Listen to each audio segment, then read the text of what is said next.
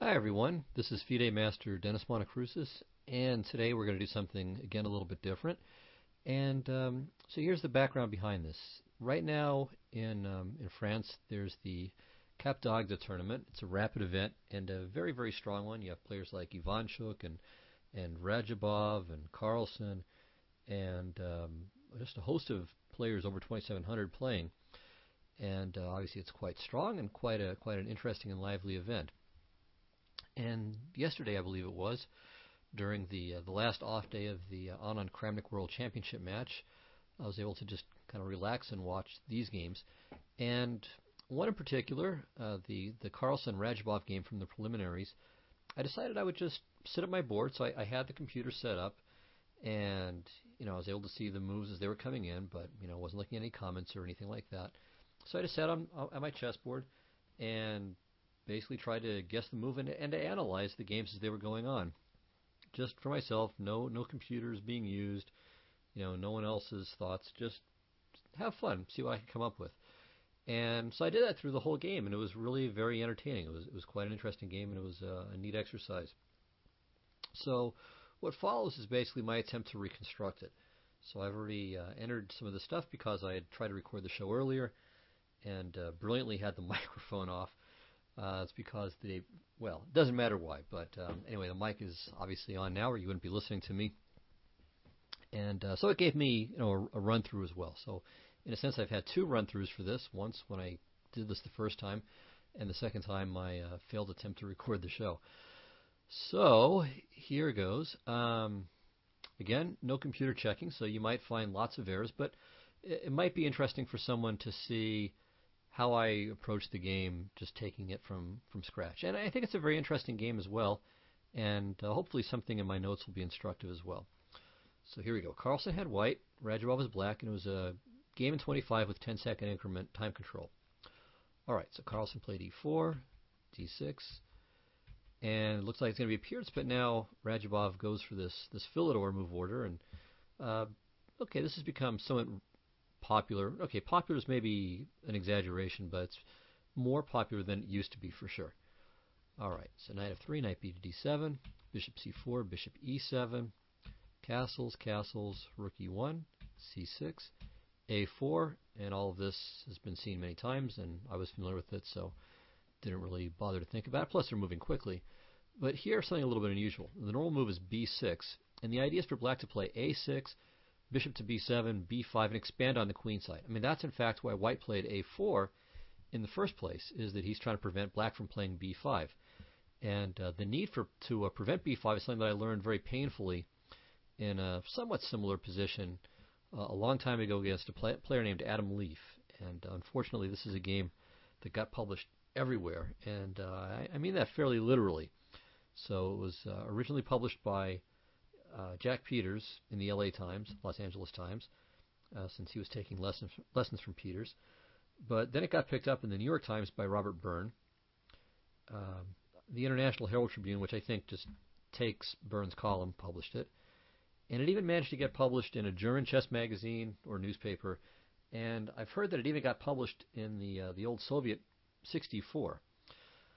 So, long before I was doing any chess shows anywhere or writing a blog, my name was out there in some sense, and I was known as the loser of a particular game. At any rate, as I said, that game was a rather painful demonstration of the need for white to play a4 to try to restrict black's queenside play. So b6, as I said, is the normal way to proceed, and the point is that black has to take a few extra moves, but he'll still get b5 in. a6, bishop b7, b5, and so on. But Radjabov played a5, which is a little bit unusual. Now, it does want two things, I would say, that are good. Whether they're sufficient to make this a better move than b6, that I'm not clear about. But two things that it does that are useful. One is that it helps to secure the c5 squares. This is the main idea. Black wants to take on d4. Let me get rid of this d5 arrow. Wants to take on d4 and then put the knight on c5. And there it puts some pressure on the white pawn on e4, and it's simply well placed. Also, of course, it's getting out of the way of the bishop on c8 so it can come into the game and so on. So a5 helps to secure this outpost for the knight. Second thing that it does is that it prevents white from playing a5 and grabbing even more space on the queen side and restricting black further. Okay, so what does white do now? Well, as you may have gathered by the arrow that I had, one typical plan for white is to now play the move d5. And this is something that happens even in the regular b6 lines. So white's trying to kind of puncture some holes over there on the queen side with the light squares. So if black were to play something like c5 at some moment, then white would have this really great control. I mean, just be able to put a piece on b5, probably the knight, but maybe in some circumstances the bishop. And the key thing is just that white would always have this access. And in fact, by playing c5, black will also never have control over the c4 square either, and maybe white's knight could bounce from f3 to d2 to c4 in some cases.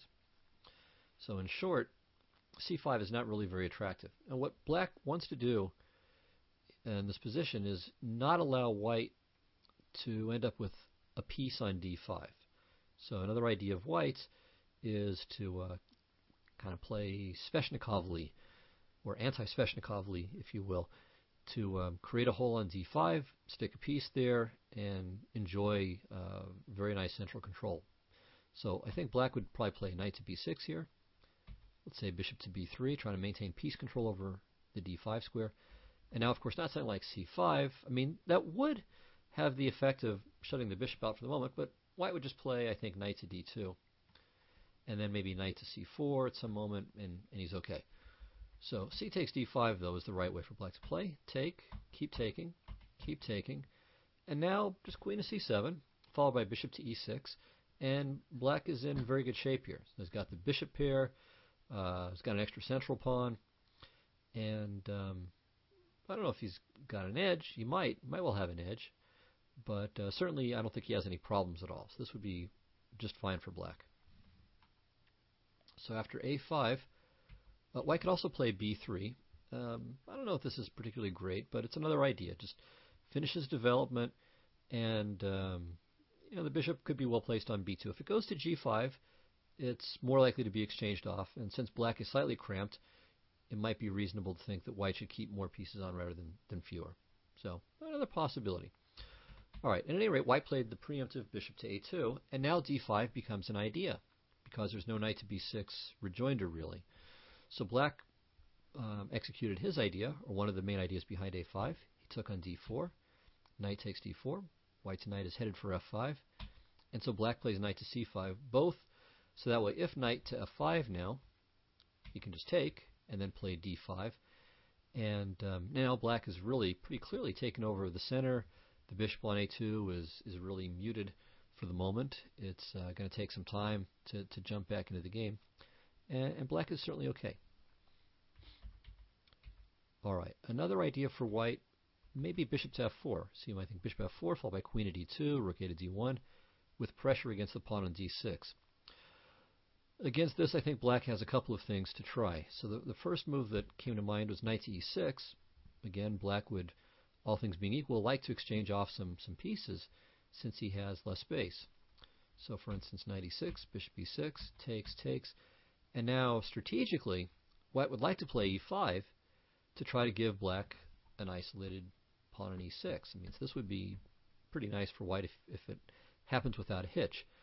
But there are some tactics, knight to d5 in particular, and the bishop is under attack on f4, and he's threatening to mess up white's queenside structure too.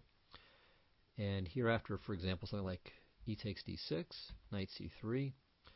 We have a couple of kind of complicated, well, it's a little bit complicated, but not really that bad. bc rook f4 takes. And this, I think, is pretty reasonable for black. I mean, the e6 pawn, of course, is a weakness, but black's rook on f4 is very good. He can double on the f-file. Maybe he can play queen c5 at some point, or queen f6, trying to ratchet up pressure against both the f2 and c6 pawns. Give a different color here. And I think black is pretty well okay here. All right, well, I could also try d takes e7. And after queen takes e7, b takes c3, rook f4. Doesn't really do anything. We already essentially saw this. But could try bishop to d6. And now after knight takes d1, bishop b7, rook f to e8. Grab the knight, grab the bishop, rook to d6. And here white has a small edge.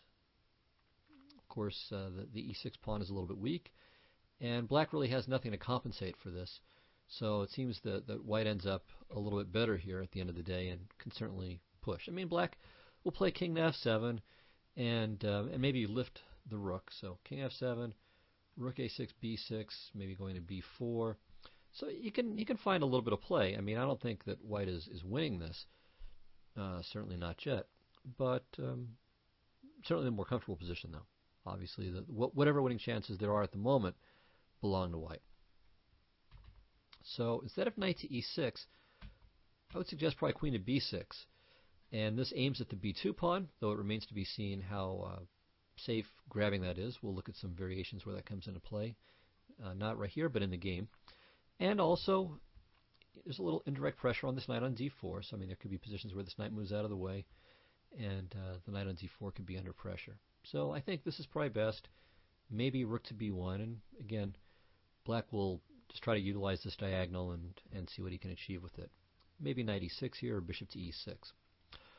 Okay, so bishop f4 is another possibility, but white played queen f3, which I think is, I don't know, I think I expected this. Certainly I was looking at that in bishop to f4. And this does a few things. So first of all, get rid of the current arrows here.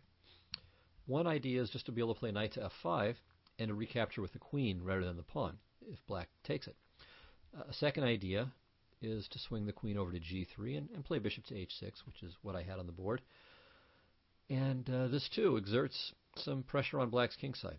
So I think this is promising for white. Black hasn't, I don't know that he's clearly worse, but it is clear that he has to try to neutralize what white has going in the position. And here, knight to e6 would just help white's attack along. Knight to f5, and white has quite a bit to be happy about here. So Radjabov played queen to b6, and this threatens to win a pawn with knight takes a4. Maybe not the greatest pawn in the history of chess, but it is a pawn, and getting rid of the knight on d4 is indeed useful. So, worth considering.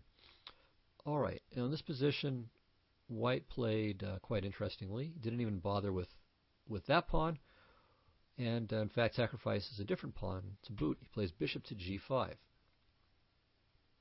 Okay, now what's his idea here? Well, it's a simple one. He's just developing. Now, quick little question for you. Can black play queen takes b2? So this is a warm-up question. Can black play queen takes b2 here? And I don't mean by this if it's legal. It is legal. But is it an advisable move? Well, the answer is no, and I hope you all saw why. Rook e to b1, and black's queen is trapped except for a3, but then bishop takes f7 check, followed by rook takes a3. Okay, so that one is easily disposed of. Knight takes a4, I'm not sure what white had in mind there. Perhaps simply bishop takes f7 and rook takes a4. I don't think there's any queen trap after knight takes a4, queen takes d4. Well, let's take a quick look. Let's see. This is actually a line I didn't consider when I was watching this live. So I don't see any queen trap. I mean, if you play rook a to d1, then queen takes on a4, and if you play rook e to d1, then there's queen takes. Oh no, it's not queen takes e4 because takes, and bishop e7. And that of course wins.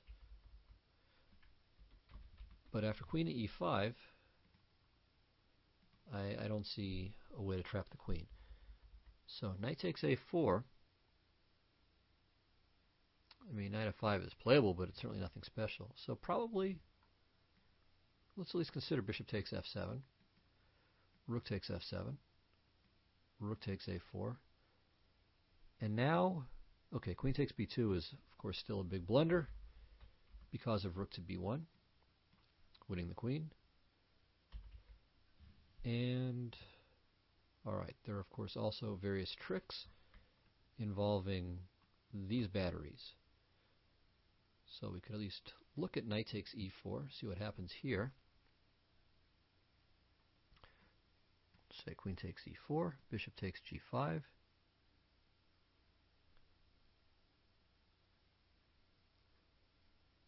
Well, I don't see a knockout blow, to be sure. So maybe this is playable. This knight takes a4. I mean, it looks, it's grabbing a pawn that doesn't really have too much to do with the rest of the world here, but the key thing is not only just that it's a pawn, but that it's attacking some other points too. It's attacking c3, it's attacking b2, attacking d4. So it's potentially quite a dangerous move. So I wonder what he had in mind here.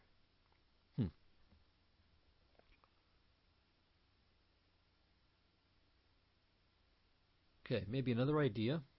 Knight f5. Bishop takes f5. E takes f5. Or no. No, now knight takes a4. There we go. Okay, that's it. That should be it. All right, little clever tactic. Okay, that's nice. All right, and probably the best that black has now is, well, no, bishop takes e4 doesn't look very good because all kinds of pieces are hanging then. Knight takes b6, bishop f3, rook e7. The rook on a8 is hanging to the knight, and the bishop is hanging on f3. So this is way bad for black. All right, so that's it. Took me a little while to figure that trick out, but I did. So knight f5, that's the way to go. All right, good little trap by Carlsen. And, of course, Radjabov didn't fall for it. Okay, sneaky. All right, so we've dispensed with knight takes a4, and we've dispensed with queen takes b2. All right, among reasonable moves, maybe knight to e6 deserves a moment's consideration. And here, what I was looking at was knight to f5, knight g5, knight e7, queen g3, queen takes b2. And this is not fully clear. I mean, it is clear that black is in a fair amount of danger here. So, of course, if queen takes g5, queen c3, but it looks like the black queen should be able to be bothered sufficiently such that the knight on g5 or something else will fall. But at least the best I was able to come up with when I was looking at this was rook a to b1, and now if queen c2, of course, this is okay. Okay, actually, even this is not even fully clear. Queen d2 seems to be okay, and also knight f takes e4, and black has 3 pawns for the piece. This, I think, is definitely better for white. So queen takes e2 is a mistake, I believe. I think he needs to play queen a3, rook b3, queen c5. Now the queen's protecting the knight on g5. Knight c8, rook a to c8, rook b7, and boy, that's a mess. So let me clear that away and explain what's going on here. Material is even, and white's rook is very active, and white also has a nifty little threat of h4, just kicking the knight. And the point is that after knight e6, actually let me just enter this as a null move variation. Okay, so h4, knight has no squares except to e6, then takes, pawn takes, and queen g7 mate. So white is in good shape here. And for this reason, I think that knight to e6 is probably suboptimal as well. Maybe it's okay. I mean, I don't know if it's an outright inaccuracy, but it's dangerous. So Radjabov played bishop to e6 instead. And after knight takes e6, knight e6, now black is threatening the pawn on b2 and the bishop on g5, and can figure out here. So again, this is a reasonable place to stop the recording and try to figure out what white's move ought to do. And I would just say, by way of giving you a little push, that if black can grab the bishop pair, then I think can get rid of white's bishop pair, he should be in pretty decent shape.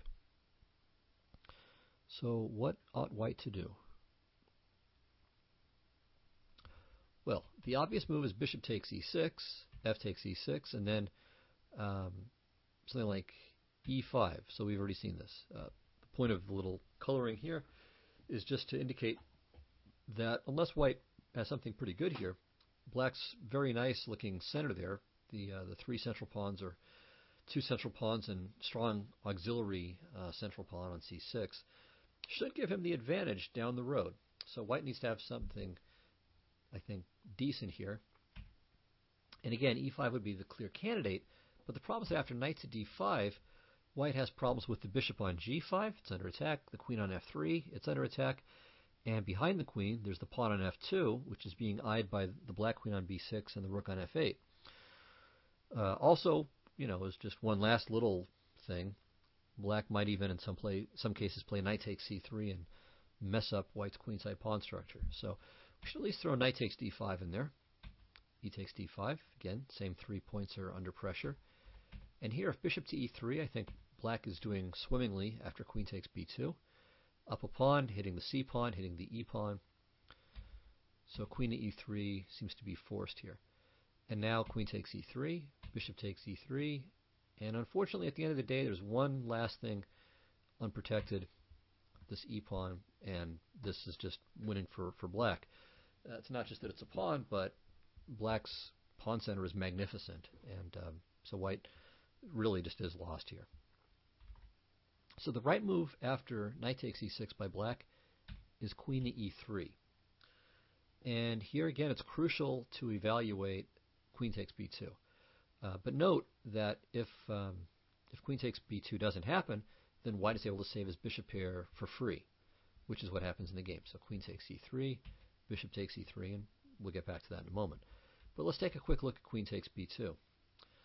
So again, obviously black's queen is in a precarious spot, but it's not so easy to find a way to kill it. For example, rook a to b1, and now queen takes c2, rook e to c1 would finish the job. That would be rather simple. But, oops, append the appropriate number of question marks here. Okay, so queen to a3 is forced. And now white can try a couple of things. So knight to d5 is an obvious move, very direct little tactical trick known from the Dragon Sicilian, among other places, and also poison pawn for that matter. Now, if black plays queen takes e3, we see the basic idea: knight e7, king h8, and then no, not rook takes, bishop takes. Hit the wrong thing there. And white's simply up a piece. So black has to play queen takes the bishop on a2. White takes his own bishop, well, a bishop for himself. And here black's king is really quite exposed. But again, a knockout blow isn't quite immediately clear. Though I suspect that white probably, I wouldn't be surprised if white has a win here. But just quick analysis during the game, I didn't see it. So queen c3 looks like a great place to start, hitting f6, which is almost mate, and threatening rook to a1, which does trap the queen. So if, for example, king to g7, rook a1, goodbye queen. But knight to g7, unfortunately, clears the e6 square as a flight square for the queen. And, okay, if white tries to play rook to b3 here to lock the queen in, then queen takes a4. And again, it's this darn elusive queen seems to be escaping. If we play rook to a1, then queen takes e4, so she escapes that way. If we play, if we play rook to a3, then there's the b5 square. If we play f3, trying to keep everything solid, and then play rook to a1, black plays c5, and the queen gets to escape on the diagonal. So probably best is queen to f6. Queen takes f6, and then there are threats of like rook to g3, followed by maybe knight to f5, or perhaps the rook goes to h3 and then queen to h6. So there are certainly things that white can look forward to in this position, by all means. But whether it's a win or not, I'm not 100% sure. Okay, so the other idea instead of this knight to d5 tactic is just rook takes b7, and this should be okay for white too. Actually, no, this doesn't seem right because of knight to g4. So scratch on that one. So knight to d5 is must be right. Rook takes b7 looks like a blunder. Okay, so knight to d5 I think gives decent chances here. Yep. Okay. So queen takes b2 is extremely dangerous and maybe simply bad. And so, as we mentioned before, Radjabov played queen takes e3. Carlsen played bishop takes e3. And okay, now the immediate dust is kind of settled here, and we're in a position that's not really quite an endgame yet, but it's certainly a lot more like an endgame than it was with the queens on the board. White has the bishop pair, and he's got the more centrally, well, the further advanced center. So the pawn on e4 versus the pawn on d6 means that White's going to have a little bit more space. So between those two advantages, the bigger pawn center and the bishop pair, White definitely has the long-term advantages, and Black needs to find ways of keeping active, striving for counterplay, doing something so that dynamic factors come into play here. And for quite a while, Radjabov does a really fantastic job of keeping extremely active. So I was very impressed by his play. All right, he played knight to g4, and there's more to it than just a kind of one mover, as we'll see. Now, if White plays bishop to b6, trying to keep f2 guarded and also d4 guarded, so it's logical, the only problem is that rook to a6 puts the question to the bishop, and it's not really prepared to answer it.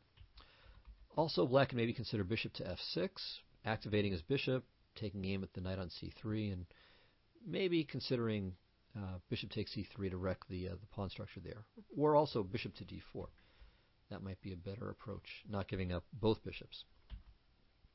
At any rate, bishop to b6 doesn't really work. So bishop to d2, and now I think the move that I did consider bishop to h4, but the main move that I looked at was knight to d4 here.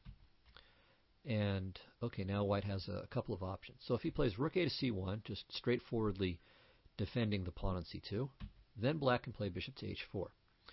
And now the point is, all right, if g3, knight f3 check, and we're winning material.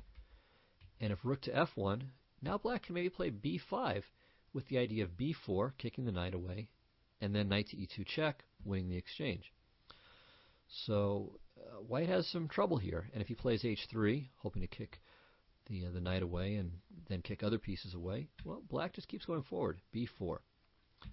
Say takes, take the pawn, check.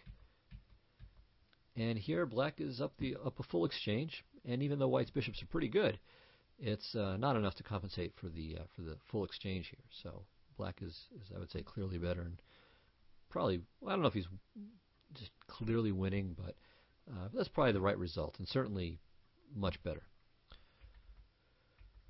Okay, so rook a to c1 right away isn't best. He should probably kick in h3 first. And now, if knight takes c2, White doesn't mind that a bit. H takes g4.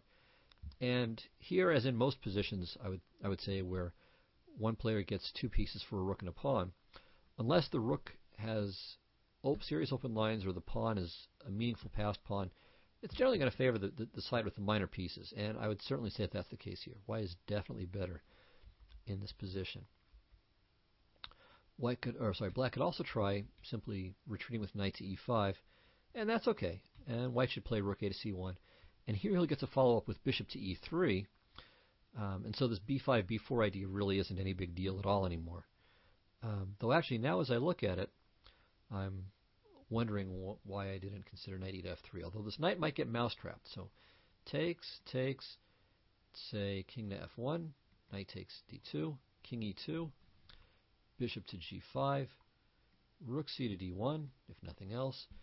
And all right, so once again we're going to end up in a situation where White has two minor pieces for a rook and a pawn, and again I think it's one of those situations where it clearly favors White, clearly favors the side with the minor pieces. So say rook f to e8, takes, and I would definitely prefer White here. All right, so for this reason it looks like knight to d4, going back here, knight to d4 leaves Black unable to sustain this activity. So we played bishop to h4 first. Now if White goes back and plays rook to f1, knight to e4, rook a to c1, I think again b5 is coming, and the e2 square is insufficiently guarded. So Carlsen played g3, bishop to f6, king g2. Okay, so this is also a very good move. Black wants to play knight to d4, threatening not only to take here but to fork here. So White preempts that with king to g2. And just in general, I mean, I would say for most masters, even though there are no queens on the board and Black doesn't have a light squared bishop, there's just something kind of ugly about white's position as long as f3 and h3 are undefended. So this doesn't matter if kind of standard technique. You play to fill in the gaps here. So king to g2 is just a natural move to that effect. And of course it has a concrete tactical point as well in this position. Okay, well now black didn't bother with knight to d4 because rook a to c1, or h3 first and then rook a to c1 takes care of the problems. So instead he played knight to c5. And now this threatens bishop takes c3, followed by knight takes a4. And white wants to defend against this, but to do so without doing something really clumsy, like b3, which would just be gruesome from the standpoint of the bishop on a2. So white plays bishop to c4. Much more natural approach. The rook on a1 defends the pawn. Okay, black plays rook f to e8, and now he's threatening to take again on c3, and then this time take on e4. Okay, so white fixes that with f3. Black plays knight to e5. And now here white has a choice of retreats. When I was looking at this and waiting for the move, I had expected bishop to f1, simply getting out of the way of the rook on e1. And as we'll see, the bishop does end up going there later, but there might be a reason why bishop to e2 could be more appropriate in this given position. So we'll see in a minute. Okay, Carlsen played bishop to e2. And, all right, here black played knight e to d7, which looks a little bit funny. What's the point of this move? So again, take a minute and see if you can figure out why black played knight e to d7 here.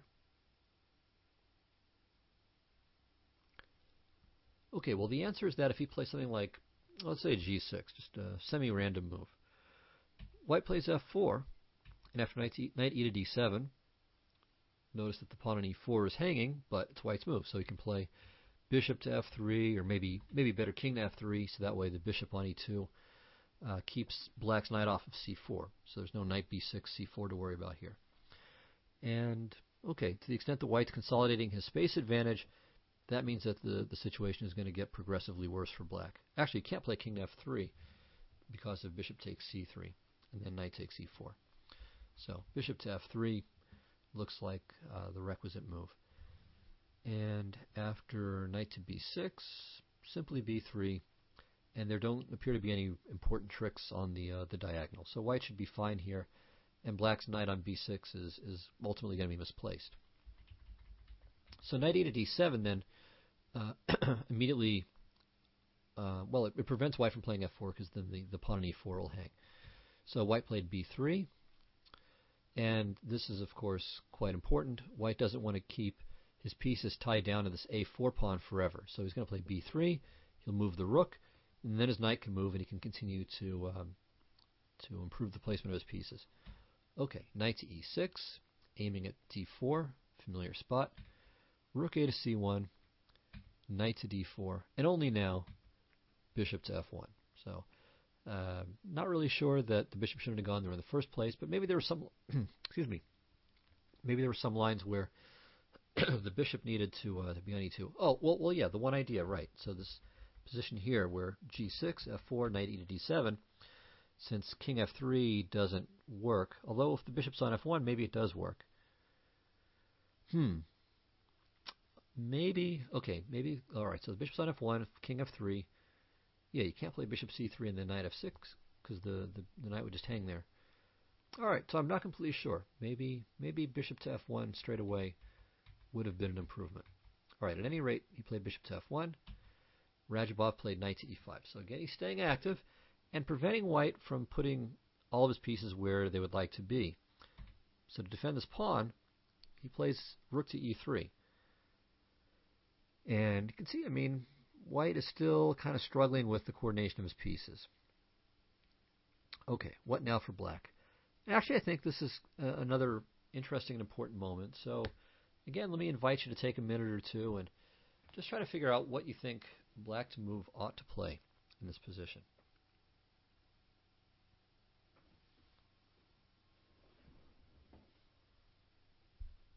Okay, well, we know first of all what he shouldn't do, and that's knight e takes f3.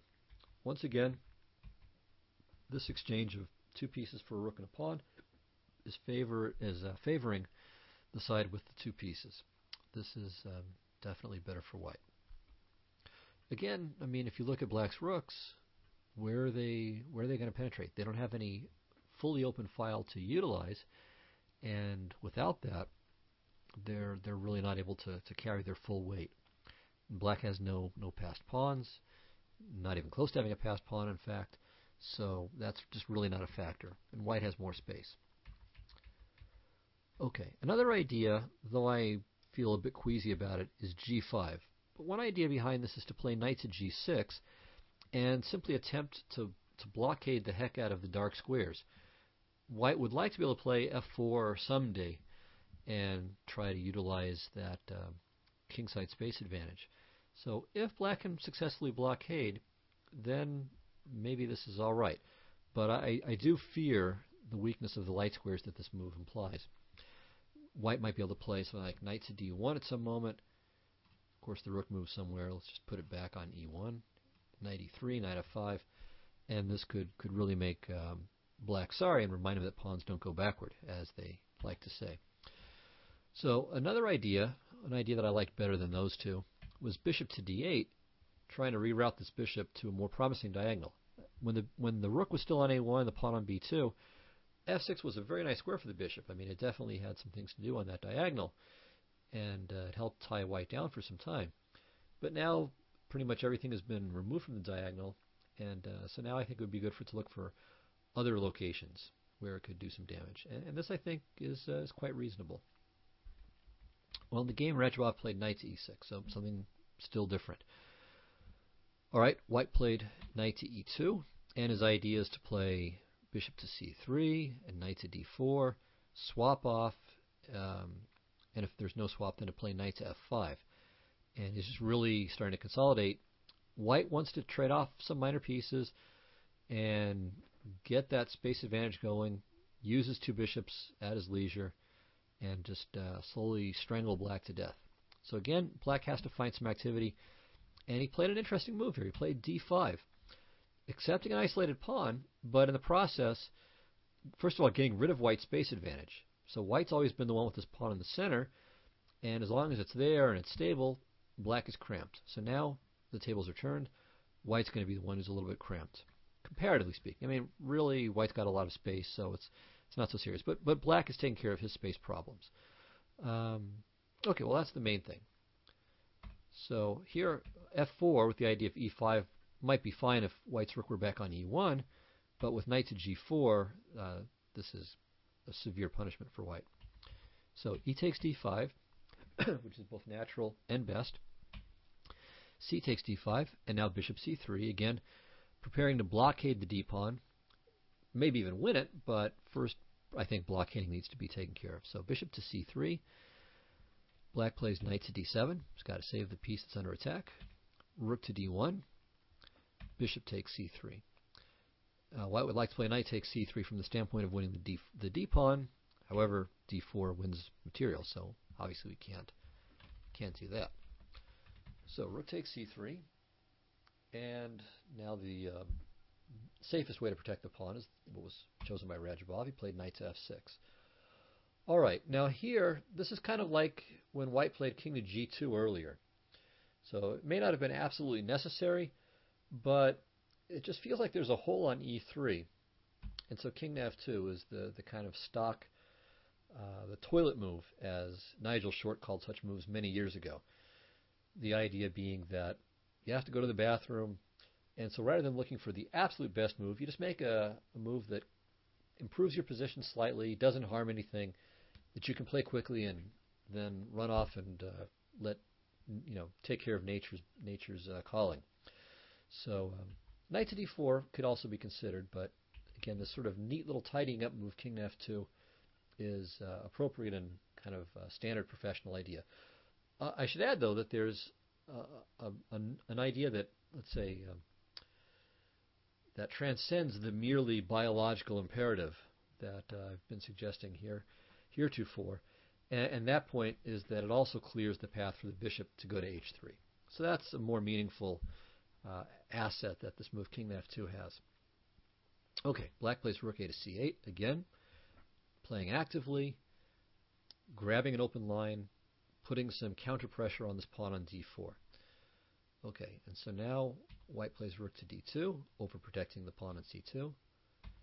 Black plays king to f8, and in principle he'd like to move his king to d6. Maybe he has to be a little bit careful about that, just to see that it doesn't get any tricks on the d file. But as a rule of thumb, the king is going to be well centralized in the ending, and the more it can be used to shore up a weak pawn like the pawn on d5, the better. Okay, well now white played bishop to h3. Takes, knight g5, so forcing this bishop back. And the point of forcing the bishop back is that now black does get to play rook c8. Okay, alright, so let me get rid of these little color annotations here. Alright, first point of rook c8 is that if knight takes d5, then obviously takes, rook c2 with check, and black is fine. In fact, yeah, he's just going to keep giving check. So it's kind of a pseudo-perpetual here, because the only way for white to get out of it is, without losing the bishop, is to give up the f-pawn, and then black has no problems. In fact, he'd be even better there. So this, I think, is an immediate draw. Okay, well, with that not possible, then black really isn't in too bad a shape. So this counter pressure on c2 buys him some time to keep the d5 pawn secure. And black's other queenside pawns are okay. As soon as he plays the pawn to b6, then they're off light squares, and the pawn on a5 is protected by its junior brother on b6. And black is a little bit worse. He'll always be worse because of the isolated pawn, but nothing too serious. All right, well, white made a nice move here, I think. Knight to b5, the idea of playing knight to d4. And this, I would say, is a valuable move for several reasons. One is simply that it's just the best square for the knight. I mean, of course, you have to save the knight, and that's a good square to go to. Maybe he's also eyeing d6. But the other point is, as a general rule, if you always want to defend a unit, if you have to defend something, you want to do it as cheaply as possible. You want to use the least valuable piece, or if we're talking about the king, not the least valuable, but the least capable piece. Okay, so that would mean ideally you'd like to defend all of your pawns with other pawns, but since we can't stick a pawn on b1 or d1, we have to use a piece. Well, let's use a knight instead of a rook. So that's the point. And also, of course, the knight's on the great blockading square, and it can't get kicked away by a pawn, though it might be able to get kicked by a knight on e6. All right, well, here black played rook to c5, and okay, protects the pawn on d5 further. Not sure that it's absolutely necessary, though. Okay, now knight to d4. Black could play knight to e6. Takes and takes. And again, the king goes to d6. Maybe the pawn will go to e5 at some point. And I think black has decent drawing chances here. All right, in the game, white played a good move. He played rook to e2, cutting the black king from the center. And so a lot of black's next moves are geared towards remedying that state of affairs. So he plays knight to e6, shielding the e file so the king can go to e7. And now bishop to h3 with the tactical point that if king to e7, we take, knight to d4, and unfortunately for black, there's no way to protect the e-pawn. Well, you can play rook c6, but that's obviously not advisable. So black tried the trick he used earlier, knight to g5, but now it's not the same. Bishop to f5, and now after g6, white does not play bishop to d3 when knight to e6 takes care of it. King e7 happens after that. But instead, h4. And this involves a pawn sack, though not too scary a pawn sack. And but it keeps the black king out. That's the important thing. So knight f3, king f3, g takes f5. And here, okay, maybe we'd like to play king to f4, but after knight h5 check, white should just retreat. So knight to d4 is best. Again, same ideas. It protects the c-pawn, so the rook is free to run. But more importantly here, he's going to play knight takes f5, so he even has that. and he doesn't have to misplace any pieces. Okay, now here black could consider rook to c3 check, with the idea that if king f4 there's knight h5 check, and then knight takes g3. And if rook to e3, then takes, king e7, king e6, and white is of course better here because black has 3 isolated pawns, but it's not quite a king and pawn ending yet. So we all know Botvinnik's famous phrase. Well, maybe we don't all know it, but Botvinnik had this famous phrase that knight endings are pawn endings, by which he meant that the same principles applied, and one principle would be that an application would be that if these isolated pawns would almost surely cost black the game in a king and pawn ending, then they should in this knight ending as well. But here it's not quite as clear. At any rate, this might be a way for black to might be something for black to consider. In the game he played king g7, white took, check, and now g4, and he'd simply like to play g5 and kick the knight away. And by doing so, he's doing two things. So one is that he's going to constrict black's king a bit, but also by driving the knight away, the d5 pawn becomes weaker. So black played h6, white played king to f4, and now black played h5. This was very interesting. So here I had expected g5, and then it's like knight e4, knight takes d5, little desperado action, continued desperado action with knight takes g5. But this, well, does it work? Take a look and see what you think. Can black get away with this? Well, the answer would appear to be no, because rook to g2, and obviously the knight can't move. And if he plays f6, knight e3, and the game is over. So black has to play rook takes d5, I think, but then rook g5, and this is simply an easy win for white because, well, he's going to be a pawn up, and even more importantly, he's going to have an outside passed pawn, meaning the h pawn, and so this is completely hopeless for black. So g5 was, I think, playable, but Carlsen's move was also, I think, quite good. Plays g takes h5. Now, superficially, this is advantageous for black because he's getting rid of a pawn, and the more pawns you swap off, the better. But after knight h5 check king e5, white's king is dominant, black's knight is a little bit misplaced, and black is just in danger of having his queenside evaporate. Okay, so we played b6, and it's a good and useful move, but can't white play knight takes d5? So what about that? Knight f6, then c4. So can white play knight takes d5? What do you think?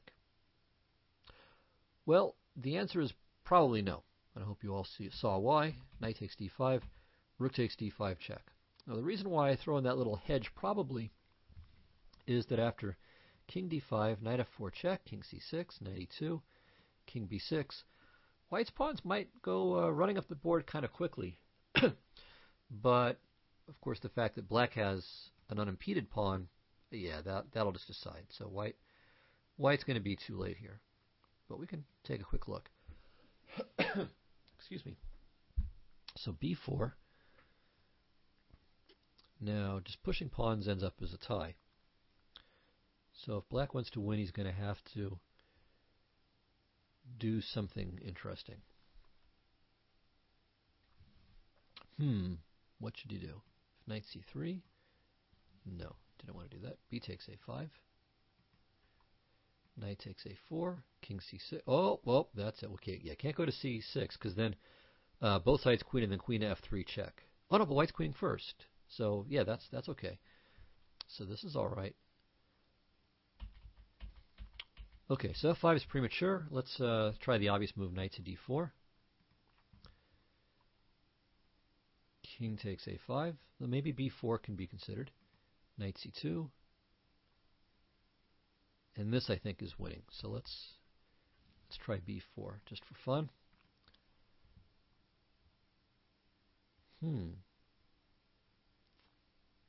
Well, by golly.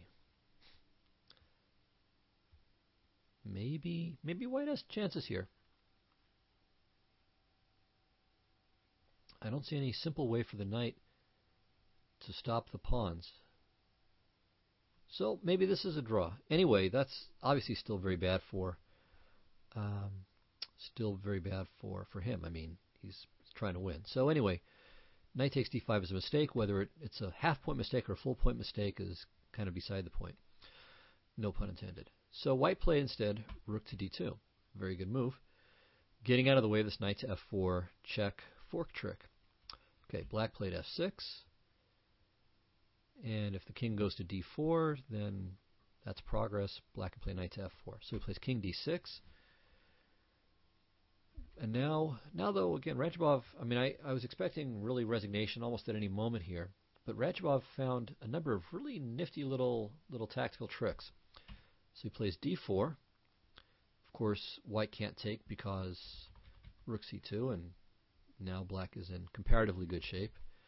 So he plays knight to d5, which hits the pawn on b6, and he can also follow that up with knight to c4, safeguarding his his c2 pawn, and then win the d4 pawn as well, and just basically have a great time.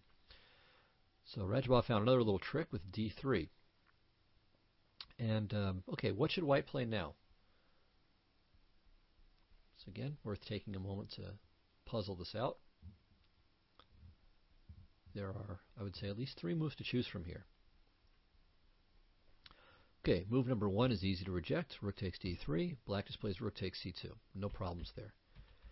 He could play c takes d3, but this at least lets black activate his rook with rook c1. And then if knight b6, rook to b1.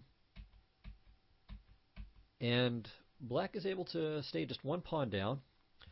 And remember, rook and knight versus rook is a theoretical draw. Any normal position. I mean, there are ways that the weaker side can lose that, but it can't be forced unless, let's say if black's king is on any square off of a back rank, all right, just as a starting position. So anywhere off of a back rank, and there's no immediate fork trick to win the rook, it's a theoretical draw. So black is pretty close to that, and I think has reasonably good drawing chances here. So I wouldn't advise c takes d3 either. So Carlsen played the right move, c4. Restricting the rook, he's ready to play rook takes d3 or knight takes b6 next move, and again, it just looks completely hopeless for Radjabov. But he finds just one trick after another. So now he plays rook to c8. And now, if knight takes b6, well, there's rook to d8 check. And after king c7, rook to d4, and all of a sudden black's got some counterplay. Can play knight to g3 followed by knight to e4 and get this d pawn running down the board. Some position he might even be able to play rook takes h4, though really he should make the most that he can out of this d pawn. So maybe white's still winning here, but it's already a little bit messy, and there's absolutely no reason why white should allow even a minimum of mess. So he plays rook takes d3. And this would seem to be fatal. Okay, black plays f5. And now, again, another little trick. If knight takes b6, rook to d8 check, skewer. White has to play knight to d7. Now knight to f6. All right, we've got a double attack on the knight on d7, so king e7. But wait a minute, black takes twice, and now f4. And he queens first. He's not going to win this because both sides get to queen and white's up 2 pawns. But there might be a perpetual, and even if there's not a perpetual, black can probably win one of the 2 extra pawns. And if it is a win for white, it's still going to be a lot of work. It's not going to be convenient, and it's a rapid game, so they're very, very short on time. So this is not what white would like to have to win to collect the full point. So instead of knight takes b6, Carlsen played king to e5, getting off of this kind of poison d file and threatening the pawn on f5. And he's starting to take on b6 again.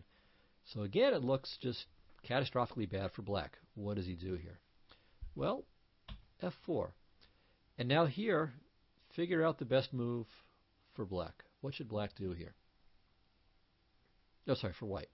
Pardon me. So you've got knight takes b6 as a choice. You've got knight takes f4 as a choice. So try to work out all the little tactical complications in the position.